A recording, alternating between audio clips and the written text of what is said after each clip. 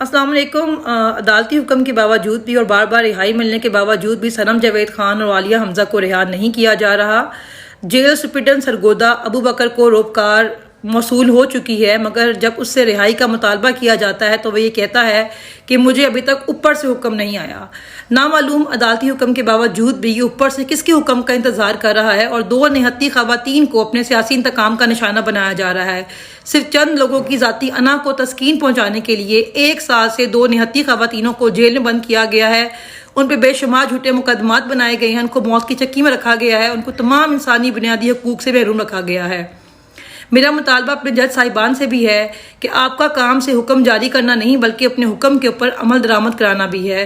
क्या पूरे पाकिस्तान में इस वक्त पेशावर के साबका चीफ जस्टिस इब्राहिम जैसा कोई एक भी जज नहीं है जो इन खवातीन के लिए अदालत लगाए और इनके सर पे हाथ रख के ये बात कहे कि बेटी घबराओ मत, मैं आ गया हूँ। आखिर किस बात के लिए इन खवातीन को 1 साल से बेगुनाह और नाकर्दा गुनाहों की बगैर सबूत के सजाएं दी जा रही हैं? ये जुल्म अब बंद होना चाहिए, इन खवातीन को अब रिहा किया जाना चाहिए।